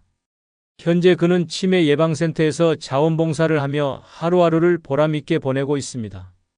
노년의 평온은 소유가 아니라 태도에서 나옵니다. 없는 걸 탓하는 인생은 끝도 없습니다. 하지만 있는 걸 누리는 마음은 그 순간부터 인생을 다르게 만듭니다. 비교하지 않고 누군가를 부러워하지 않고 지금 이 작은 행복에 집중하는 것. 그것이 늙어 외롭지만 속 편하게 사는 유일한 길입니다. 무엇이 없다고 아쉬워하지 마십시오. 있는 걸 아깝게 보지 않으면 삶은 아직도 충분히 따뜻합니다. 당신 앞에 놓인 그 한 끼, 그 햇살, 그 평범한 하루가 바로 살아있다는 증거입니다. 지금 있는 것만으로도 당신은 이미 잘 살고 있는 중입니다. 늙어 외롭지만 속 편하게 사는 네 번째 방법은 연락 없는 자식은 그냥 바쁜 사람이라 생각하는 것입니다. 아무리 기다려도 전화 한 통 없는 자식, 명절이 다가와도 얼굴 한 번 보지 않는 자식. 속에서 천불이 나도 이제는 받아들여야 합니다. 자식은 부모의 마음속에 평생 남아있지만 부모는 자식의 바쁜 일정 속에 겨우 미뤄진 약속일 뿐입니다. 그 현실을 인정하지 않으면 당신은 매일을 기다림으로 살게 되고 그 기다림은 곧 마음의 병이 됩니다. 많은 부모들이 언젠가는 연락하겠지, 이번 주말엔 오겠지라며 희망을 품지만 그 희망은 어느새 섭섭함이라는 독으로 바뀝니다. 그리고 그 독은 몸까지 병들게 만듭니다. 정신건강 전문가들은 부모의 외로움이 우울증과 수면장애, 고혈압, 심지어 심근경색의 위험까지 높인다고 경고합니다. 마음의 상처는 약으로 치료되지 않으며 특히 고령자의 경우 감정 스트레스가 면역력을 빠르게 무너뜨립니다. 하지만 자식의 무관심은 사랑이 없는 것이 아니라 삶의 여유가 없는 것일 수 있습니다. 그렇다고 이해하라는 말은 아닙니다. 단지 기대하지 말라는 말입니다. 기대가 없으면 실망도 없고 실망이 없으면 외로움은 덜합니다. 이제는 연락을 기다리는 대신 잘 살고 있으려니 생각하고 넘기는 훈련이 필요합니다. 자식이 아니라 당신 자신의 평온을 위해서 말입니다. 전북 전주에 사는 고 씨는 70세 생일이 지나도록 자식들에게 축하 전화 한 통 받지 못했습니다. 그는 하루 종일 핸드폰만 들여다보며 어디 아픈가, 무슨 일이 있나 걱정했지만 아무 일도 없었습니다. 단지 바빴던 겁니다. 평소에도 자식들이 뜸했지만 이번 생일만큼은 다를 거라 믿었던 고 씨는 결국 식사도 못하고 울음을 삼켜야 했습니다. 그날 이후 고 씨는 우울 증상과 함께 불면증이 시작되었고 병원을 찾았을 때는 이미 수면제 없이는 잠들 수 없는 상태가 되어 있었습니다. 의사는 말했습니다. 기다림은 사람을 고립시킵니다. 특히 노년기에 혼자 감정을 사귀면 뇌의 신경 전달물질 균형이 무너져 우울증으로 진행될 수 있습니다. 고 씨는 치료를 받으며 자신에게 묻기 시작했습니다. 왜 나는 연락을 그렇게 바랐을까? 내가 외로운 게 자식 탓만은 아니었구나. 그 후 고 씨는 집안에 작은 텃밭을 만들고 동네 도서관 프로그램에 참여하기 시작했습니다. 핸드폰 벨소리에 휘둘리지 않기 위해 알림음을 꺼버렸고 매주 토요일마다 스스로를 위한 생일 케이크를 사 먹는 습관을 들였습니다. 기다리던 삶에서 누리는 삶으로 바꿨더니 외로움이 훨씬 줄었다고 말합니다. 늙어 외로움을 피하려면 기다리지 않는 연습부터 해야 합니다. 자식은 당신 삶의 전부가 아니며 자식의 부재는 곧 당신 인생의 실패가 아닙니다. 연락 없는 자식을 마음속에서 내려놓는 순간 비로소 당신은 속 편한 노년의 주인이 됩니다. 기대는 오직 당신 자신에게만 하십시오. 연락 없는 자식은 그냥 바쁜 사람일 뿐입니다. 그렇게 생각하는 순간 외로움은 더 이상 당신의 감정이 아니라 지나가는 계절이 됩니다. 그 계절은 혼자서도 충분히 따뜻할 수 있습니다. 늙어 외롭지만 속 편하게 사는 5번째 방법은 나이 들수록 덜 섞이되 더 비워야 한다는 것입니다. 나이 들어서까지 사람들 사이에 끼어 웃기 바쁘고 자존심 세우느라 기운 다 빼는 인생은 결국 남 좋은 일만 시키는 삶입니다. 젊을 땐 부딪히고 섞이면서 배우지만 나이 들면 그 부딪힘이 갈등이 되고 그 섞임이 피로가 됩니다. 남 눈치 보며 맞춰주던 습관을 늙어서도 계속 갖고 있으면 결국 자기 인생을 남에게 맡기게 됩니다. 관계를 맺는 건 중요하지만 관계에 휘둘리는 건 치명적입니다. 무리한 모임, 억지로 이어가는 인간관계, 속으로는 싫으면서 억지 미소 짓는 시간. 이런 감정 소모는 노년의 뇌에 직접적인 영향을 줍니다. 실제로 미국 캘리포니아 주립대학 노년정신의학 연구소는 사회적 스트레스가 잦은 고령자는 코르티솔 수치가 높아져 뇌의 해마가 위축되며 기억력 저하와 우울증 발병률이 2배 이상 증가한다는 연구 결과를 발표했습니다. 또한 너무 많은 인간관계는 정보 과부하와 감정, 피로를 유발해 하루가 끝날 때는 몸보다 마음이 먼저 탈진합니다. 나이가 들수록 남과 어울리는 일은 선택이어야지 의무가 되어선 안 됩니다. 혼자 있는 게 외로움이 아니라 불필요한 관계를 정리하지 못한 게 진짜 외로움입니다.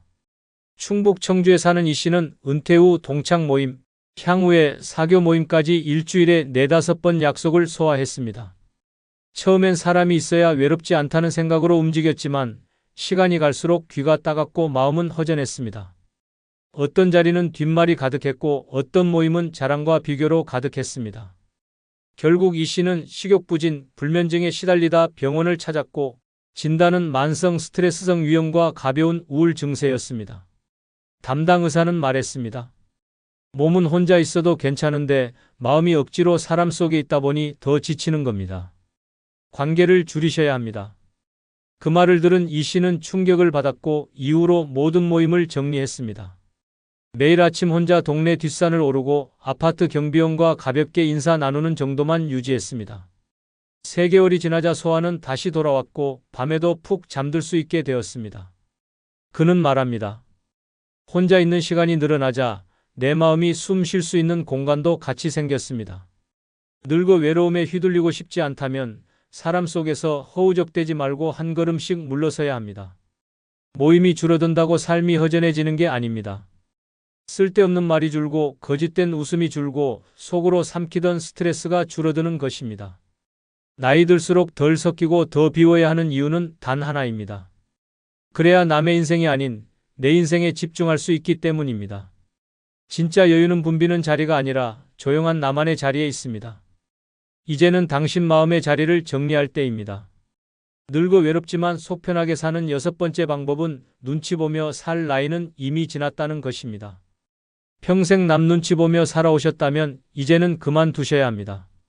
자식 눈치, 이웃 눈치, 친구 눈치, 모임에서의 체면까지 그렇게 맞춰주며 살아온 세월이 수십 년인데 늙어서까지 눈치 보며 살면 그건 인생이 아니라 감옥입니다. 늙어서도 말 한마디, 행동 하나에 주눅이 든다면 그건 자유가 아니라 복종입니다. 문제는 눈치를 보는 순간 내 감정은 사라지고 상대의 표정에 휘둘리며 살아간다는 것입니다. 감정을 억누르고 남의 시선을 의식하는 생활이 반복되면 뇌는 이를 스트레스로 인식하여 자율신경계가 불안정해지고 심장 박동과 소화 기능에도 영향을 줍니다. 특히 고령자의 경우 만성적인 감정 억압은 불면증, 고혈압, 위염, 심근경색과 같은 질환의 위험을 크게 높인다는 것이 다수 연구에서 밝혀졌습니다. 즉, 눈치 보며 사는 삶은 마음의 피로뿐 아니라 몸까지 병들게 만드는 독입니다. 자식에게 싫은 말 못하고 친구에게 불편한 감정도 감추고 모임에서도 불편해도 웃어야 했던 삶. 그 모든 순간들이 당신의 건강을 서서히 무너뜨리고 있었던 겁니다. 이제는 당신의 표정, 당신의 말, 당신의 기분을 가장 먼저 생각해야 합니다. 늙어서까지 남 기분 먼저 챙기는 건 내 생명줄을 상대 손에 맡기는 일입니다. 대구에 사는 박 씨는 평생을 남에게 맞춰 사는 성격이었습니다. 은퇴 후에도 모임에서는 늘 자신이 먼저 음식값을 내고 자식에게도 본인이 힘들어도 항상 괜찮다고 말했습니다. 하지만 속은 썩어갔습니다.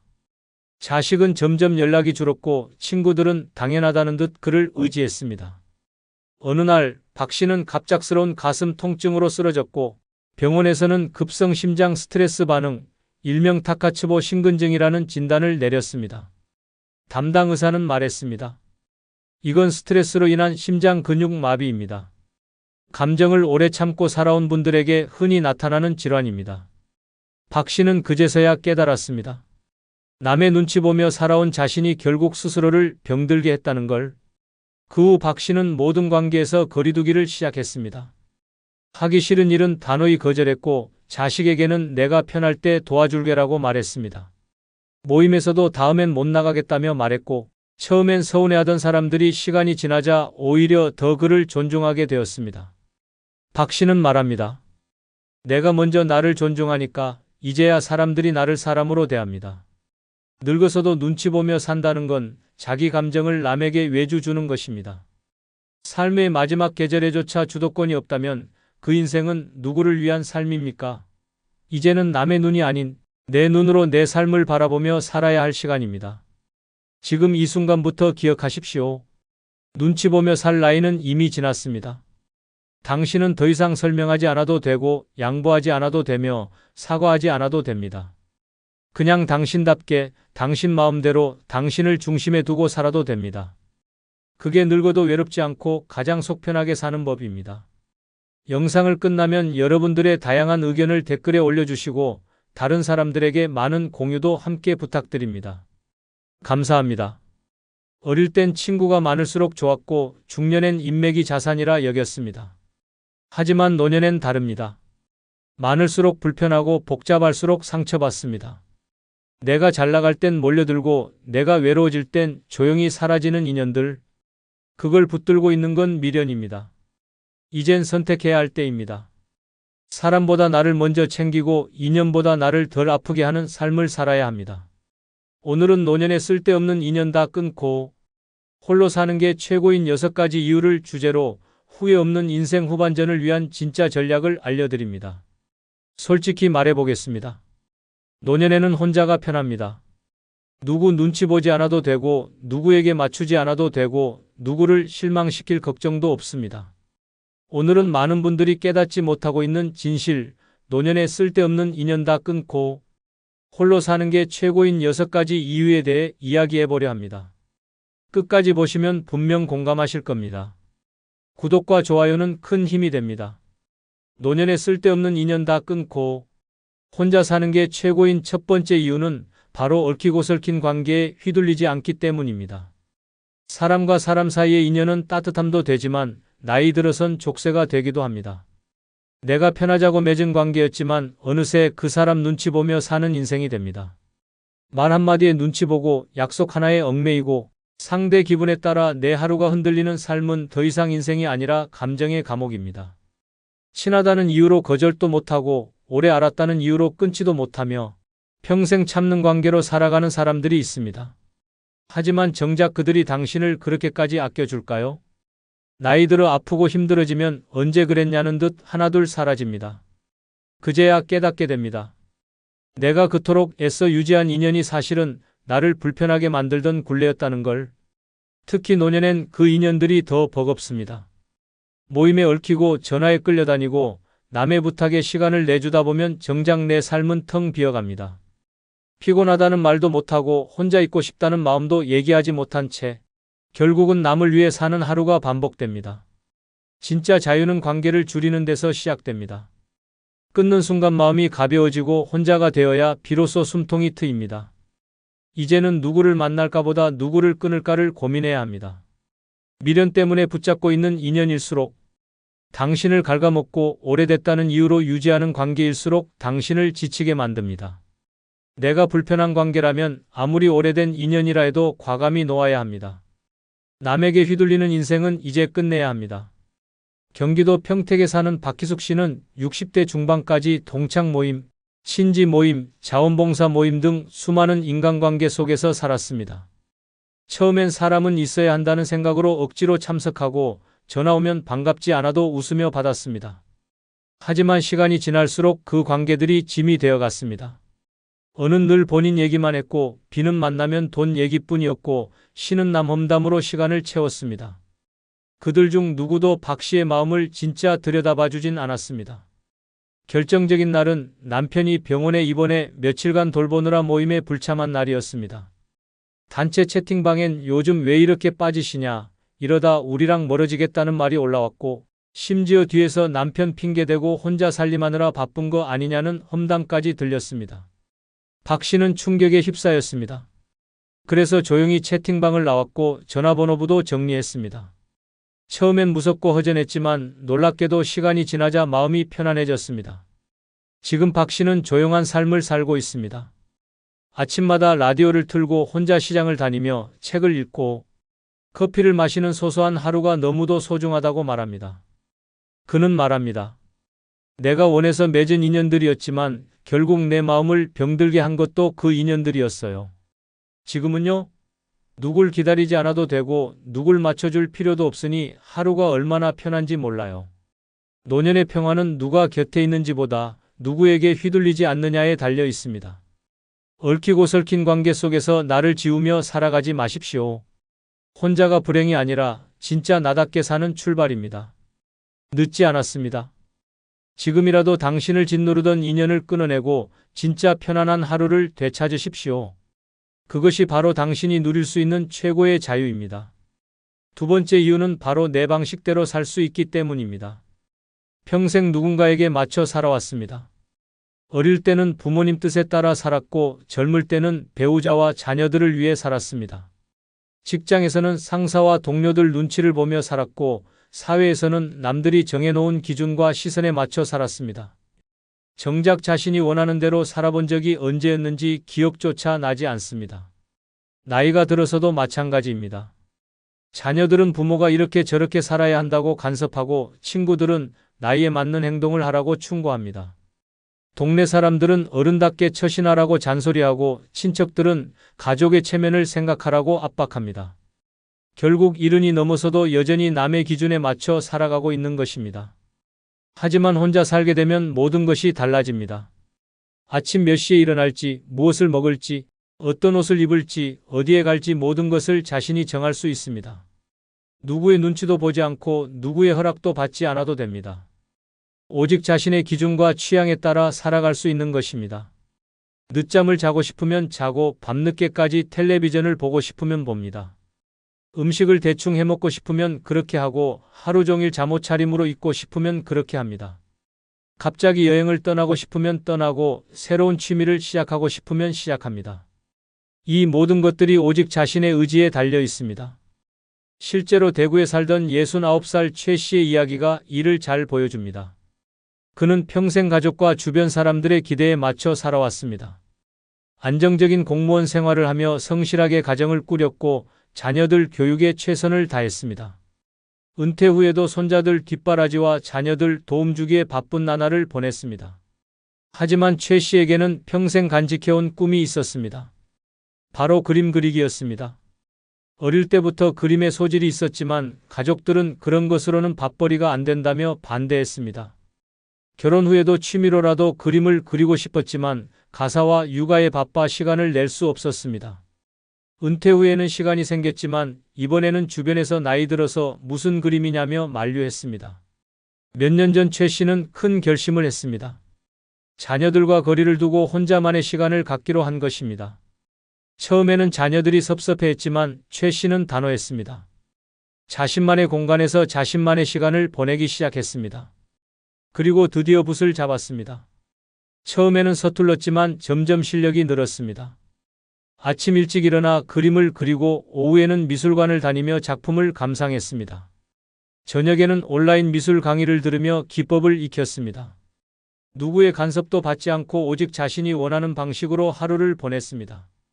몇 달 후 놀라운 일이 일어났습니다. 동네 문화센터에서 열린 전시회에 최 씨의 작품이 선정된 것입니다. 많은 사람들이 그의 그림을 보고 감탄했습니다. 그동안 억눌러왔던 재능이 마침내 꽃을 피운 것입니다.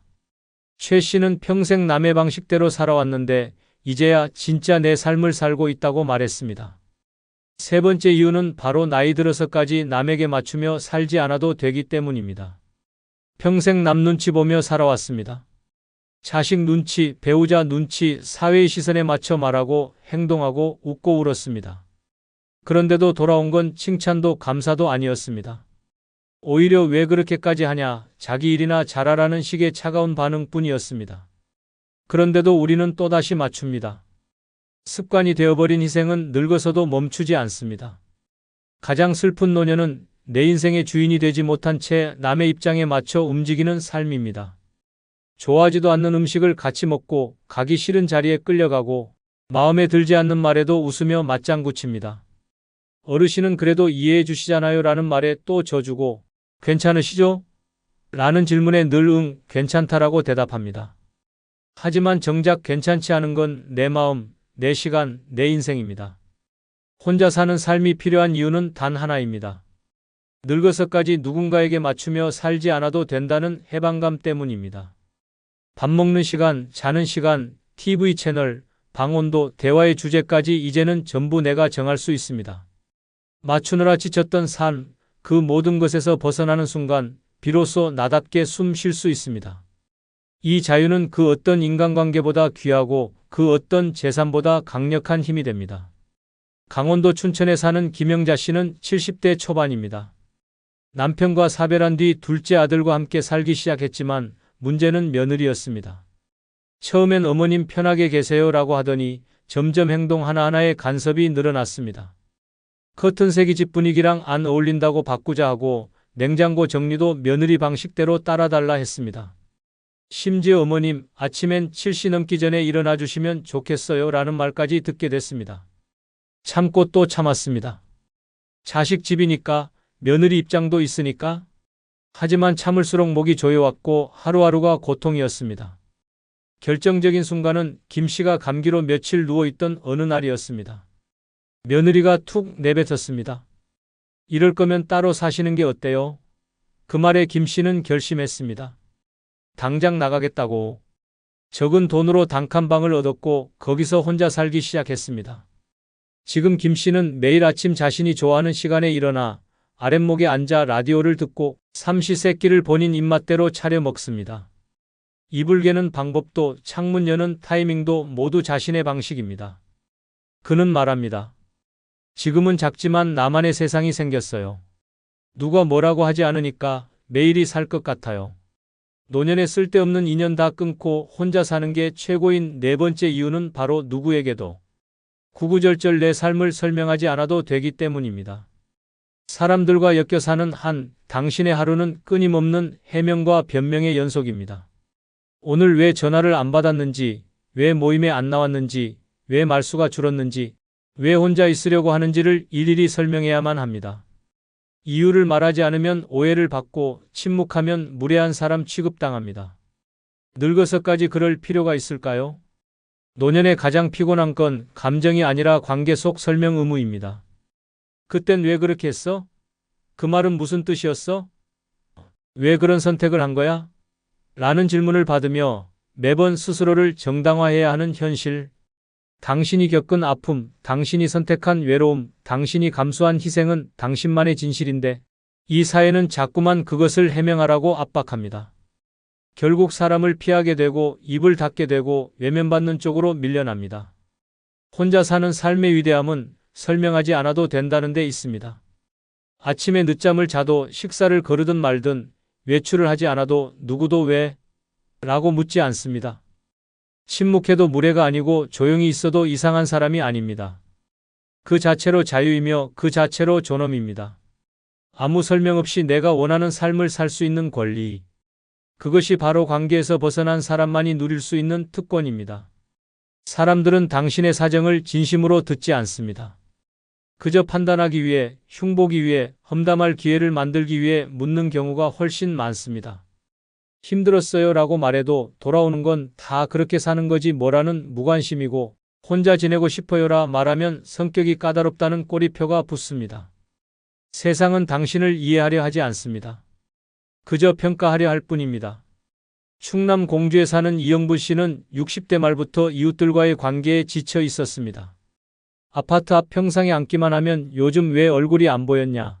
딸은 자주 오냐? 병원은 끊지 말고 다녀야지 같은 말이 쏟아졌습니다. 하나하나 대답하며 웃었지만 속은 타들어갔습니다. 몸이 아파도 딸과의 관계가 멀어졌어도 말할 수 없었습니다. 말하면 약해 보일까봐, 불쌍하게 보일까봐. 결정적인 사건은 영분 씨가 몇 달간 병원 치료를 받느라 사람들과 거리를 둔 시기였습니다. 돌아왔을 때 들려온 말은 충격이었습니다. 무슨 큰 병 걸렸대. 가족이 돌보지도 않는다더라. 돈 문제 있는 거 아니냐는 근거 없는 소문이 동네에 퍼져 있었습니다. 그때 깨달았습니다. 나는 설명했건 하지 않았건 결국 누군가의 입에 오르내릴 수밖에 없는 존재였다는 것을.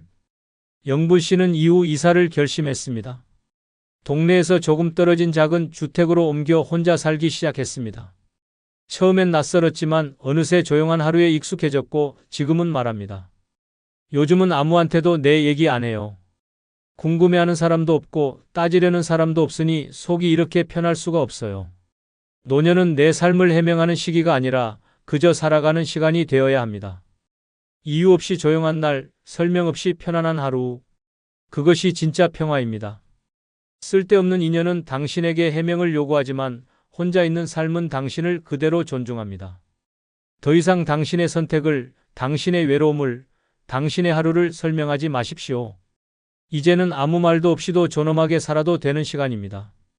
5번째 이유는 바로 가고 싶은 장소, 만나고 싶은 사람만 만날 수 있기 때문입니다.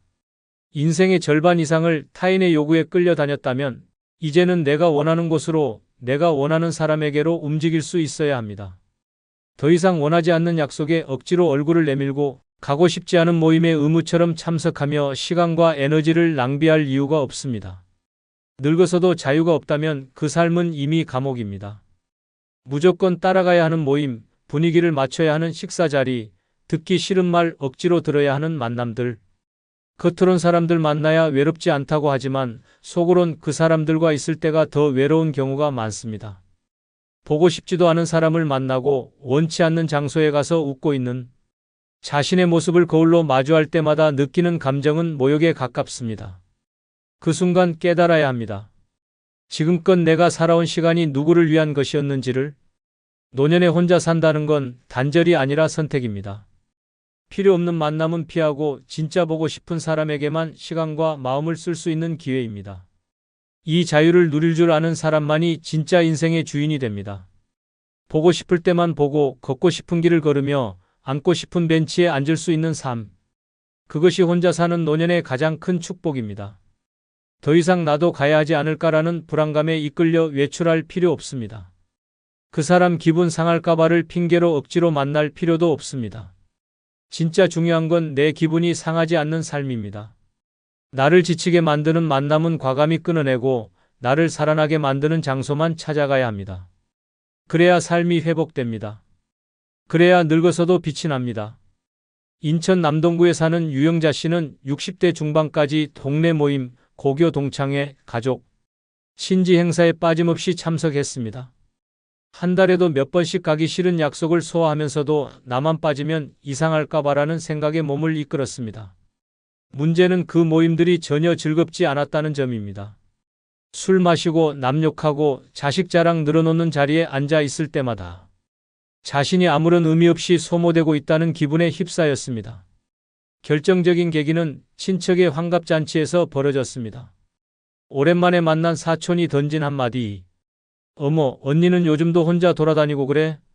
외롭겠네. 그 순간 유 씨는 깨달았습니다. 이 자리에서 나를 보는 시선은 애정도 배려도 아닌 호기심과 평가뿐이라는 걸. 그날 이후 그는 단 하나의 모임도 나가지 않았습니다. 지금 유 씨는 자신이 가고 싶은 장소에만 갑니다. 꽃시장, 동네 도서관, 한강공원. 혼자 다니는 버스 여행도 즐기고 우연히 만난 사람들과 짧은 대화를 나누며 삶을 느낍니다. 그는 말합니다. 보고 싶지 않은 사람 안 만나고 가기 싫은데 안 가니까 이상하게 삶이 풍요로워졌어요. 시간도 마음도 전부 내 거예요. 인생의 후반전, 당신이 진짜 보고 싶은 사람, 당신이 진짜 가고 싶은 곳. 그것을 선택할 수 있는 자유야말로 노년에 누릴 수 있는 가장 큰 선물입니다. 노년에 쓸데없는 인연 다 끊고 혼자 사는 게 최고인 6번째 이유는 바로 다른 사람의 말에 상처 입을 일이 없기 때문입니다. 나이가 들면 마음도 단단해질 줄 알았지만 현실은 그렇지 않습니다. 오히려 늙을수록 말 한마디에 더 상처받고 한숨 섞인 시선에 더 깊이 무너집니다. 그 나이에 그게 되겠어? 왜 아직도 혼자야? 자식들은 뭐 하고 있는 거야? 같은 말은 칼보다 날카롭고 흉터보다 오래갑니다. 말은 공기 중에 흩어지지만 그 말이 꽂힌 사람의 마음속에는 평생 지워지지 않는 흠집이 됩니다. 특히 가까운 사람일수록 오래된 관계일수록 그 말은 더 깊은 독이 됩니다. 상대는 아무렇지도 않게 말했지만 당신은 밤잠을 설칩니다. 단순한 조언처럼 들렸지만 실은 무시였고 걱정인 척 다가왔지만 결국 비난이었습니다. 그런 말 앞에서 우리는 해명도 못하고 억울함만 삼킨 채 조용히 웃어야 했습니다. 관계를 끊는다는 건 단순히 사람을 정리하는 게 아닙니다. 그들이 쏟아내는 상처의 언어로부터 나를 지켜내는 일입니다. 혼자 있으면 외로울 수는 있어도 더 이상 누군가의 말에 무너지진 않습니다. 더 이상 사소한 말 한 줄에 마음이 뒤틀리고 조롱 섞인 농담에 가슴이 조여오지 않습니다. 침묵은 때때로 가장 위대한 방어막이 되고 고요는 가장 따뜻한 위로가 됩니다. 무엇보다 나이 들어 듣는 말은 대부분 칭찬이 아니라 간섭이고 위로가 아니라 비교입니다. 자식 자랑, 남편 자랑, 여행 자랑, 연금 자랑에 뒤섞인 말들은 당신의 자존심을 조용히 갉아먹습니다. 그런데도 웃어야 하고 맞장구 쳐야 하고 나도 괜찮다고 말해야 합니다. 그 피곤한 연기를 벗어던지는 순간 진짜 나다운 삶이 시작됩니다. 서울 동작구에 사는 조미자 씨는 오래된 지인들과 매달 한 번씩 만나 점심을 함께 해왔습니다. 하지만 만남의 주제는 항상 같았습니다. 누가 아파트를 샀고 누가 외국에 다녀왔고 누가 손주를 하버드에 보냈는지. 미자 씨는 그 자리에 앉아 있는 것만으로도 숨이 막혔습니다. 자신은 말할 것이 없었습니다. 남편은 오래전에 세상을 떴고 아들과는 연락이 뜸했습니다. 그 사실을 굳이 설명할 필요는 없었지만 그 자리에 있을 때마다 자신이 인생에서 실패한 사람처럼 느껴졌습니다. 결정적인 날은 한 친구가 무심코 말했습니다. 그래도 미자 넌 편하겠어. 혼자니까 자유롭잖아. 우리는 애들 챙기느라 바빠 죽겠어. 그 말은 위로가 아니었습니다. 조롱이었습니다. 그날 이후 미자 씨는 단 한 번도 그 모임에 나가지 않았습니다. 연락이 와도 답하지 않았고 점점 모든 인연을 정리해 나갔습니다. 노년은 자존심 하나로 살아가는 시기입니다. 그리고 그 자존심은 불필요한 말로부터 나를 멀리할 때 지켜집니다. 관계 속 말의 칼날에 매번 베이느니 차라리 침묵 속에 나를 두는 것이 100배 낫습니다. 쓸데없는 인연을 끊고 홀로 사는 삶, 그 속에는 나를 지켜주는 고요함과 단단함이 있습니다. 이제는 말에서 벗어나 평화 속에서 살아도 될 시간입니다.